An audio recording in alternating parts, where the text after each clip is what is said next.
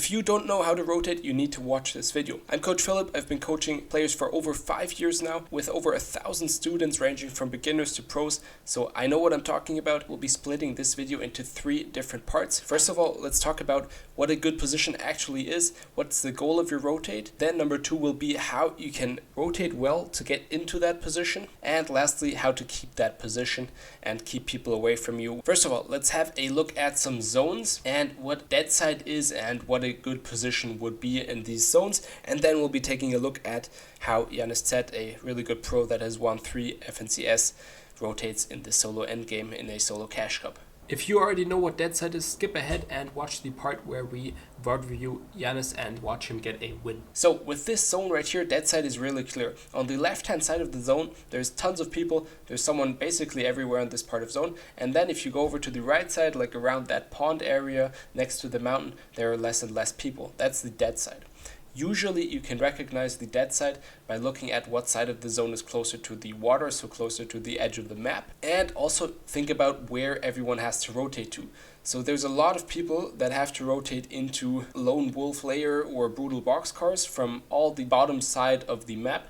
And then there will be less people rotating in from the top side of the map. That's why there's less people on the top side of zone. So a good position right now would be to the right of Brutal Boxcars, for example. You would have a lot of space without anyone close to you. Another thing you want to keep in mind is high ground. So this purple guy on the bottom, he has a really good position. He's on a bit of dead side of zone, not a lot of people around him, and he has high ground. He has a really good overview of the map. He can easily rotate to next zone. Because being on dead side means there's no one around you, you'll have a way easier rotate to next zone because no one's going to be spraying you. Next, let's take a look at this 6th zone right here and what a good position in this 50-50 zone would be. So this is a really cool zone because half of the circle is still in storm at the start and half is already ready for people to go into. So most people will rotate into that side that is already open, as you can see on this picture, and on the left side nobody's going to be there after. We'll take a look in a second once the storm has fully opened up to that side. But if you want to be smart here, if you're that red guy, for example, or if you're this pink guy on the bottom, you could get really far into this dead side with less people. This can be risky because everyone is on the other side and they might spray you if you have a bad position and you're in the middle between a lot of sight lines. So you want to be careful. You want to maybe rotate onto this house, for example, that you can see in the storm right there, so you're not open to people spraying you. But it can also be really rewarding because zone could pull towards the left now, and then you can be the first one into the storm and you can easily get a good position and then later on hopefully get high ground. So let's take a look at how this zone turned out to be. So yeah, as you can see, no one is on this left hand side. So that's what Deadside, that's what a good position is. And now let's talk about how to get a good position and how to fend people off once you have a good position. So right here, JannisZ has a decent position. He's not on the full Deadside, he's not all the way down here, but he's fine. He has a lot of space here and he has a lot of mats. Now the number one thing you want to be doing to keep people away from where you are and just have space to rotate to the next zone is always spray people that get close to you. So if you see people that are rotating, that are getting close to you, always try to spray them. You want to keep them away from you so you have a bit of a bubble around you so you can go for an easier rotate to next zone. Next, the first thing you want to do when you are in a box and next zone appears is scouting. You want to look how can you get to that next zone safely. Does the zone pull onto a mountain? Does it pull down into a valley? You want to know all these things so you don't get surprised when you're rotating and you just rotate blindly. We don't want you to do that.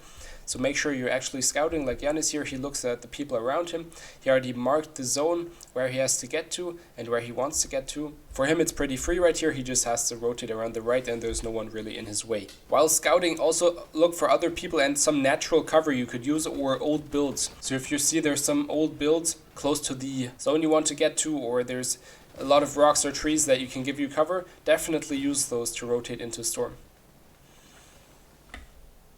So right here, JannisZ just has to rotate around the right and he gets up a bit. Always try to get up a bit. Don't try to play low ground, especially if you have good mats like he does right here. He has 5-5-3. Then you definitely want to stay on top.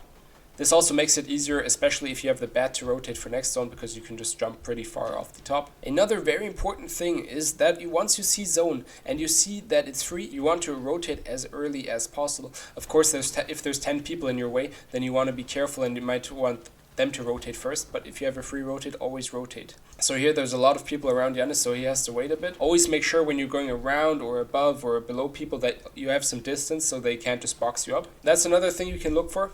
If people are padding around you, you can definitely reuse that pad if you don't have any mobility yourself. Here JannisZ doesn't because he does have the bat, so he's just going to jump off here into the valley. Waits for it to be clear, and now he goes for it. He uses these old builds very nicely, and as you can see towards the left, he has this big mountain. No one can see him from this side. He has a stair behind him, so no one can see him as well. These people are all rotating around the left side, so he gets around here on the right, and there's no one in front of him, and he has all these old builds he can use for cover. Another very important thing, take breaks while you're rotating. As you can see here, he's scouting again, he's looking around how he can get fully into zone, and then he goes for it. So take breaks, box up, and then he gets in a really nice high layer right here, connects. This is something you can also do. You can try to build ahead. If you see zone is going somewhere, you have a box that's close to the edge, then you can already build another box into the storm so no one can block you off from that side. So you want to build ahead as early as possible so you can secure that position. Here JannisZ gets a really nice kill, gets an easy pick on this person, and he sees he does have another Chug Jug, so he's going to go for a zone play right here and get the mythic AR. If you have medkits or the Chug Jug, you can always look for a zone play, get higher up and then go for the bat play. Again, as you can see, he jumps on a higher position. You never want to be on these lower layers where everyone is. Try to get on a layer where you can be pretty much on your own. Of course, sometimes you can get that on low ground, but usually you can get these layers alone above the mid-ground layer.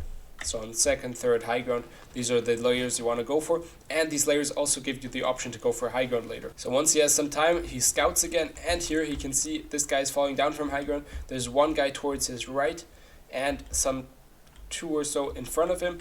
So he might be able to take high ground later. But he's just scouting for that now. Waiting for anyone else to go up, but no one goes up. So he takes the opportunity and goes up to play high ground. He has the mats for it. He has 400 around that. So he definitely has enough mats here. And now it's very important on these later moving zones that you pick a side. Try to stay either on the left or right of storm. And if you're playing high ground and want to keep that position, like you saw here, you need to connect.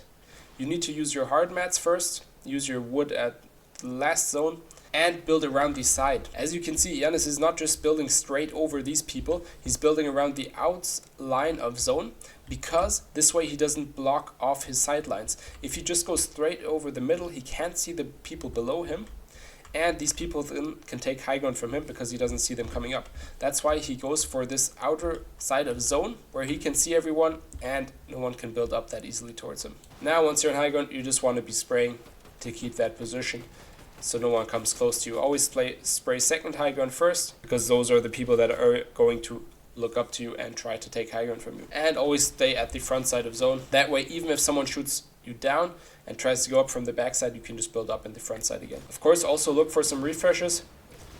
Right here, he gets a full refresh, has basically capped mats again, and this is gonna secure him the win pretty easily. Especially if you don't have the bat, make sure you don't go too high on high ground so you don't get shot down. Here the storm even pulls onto a mountain, which makes it even easier for JannisZ to win it, because other people get stuck in storm down there. Now it's a 1v1. He just needs to spray and stay on high ground. He still has 500 mats, which is probably way more than the enemy. Does use quite a lot of mats here, jumps down now, gets another tag. Plays this quite slow. Now once he got the crack, he goes in and finishes the kill. Make sure to comment down below if you have any more questions. I'll be happy to help you out, and make sure to drop a like and subscribe. I'll see you in the next one.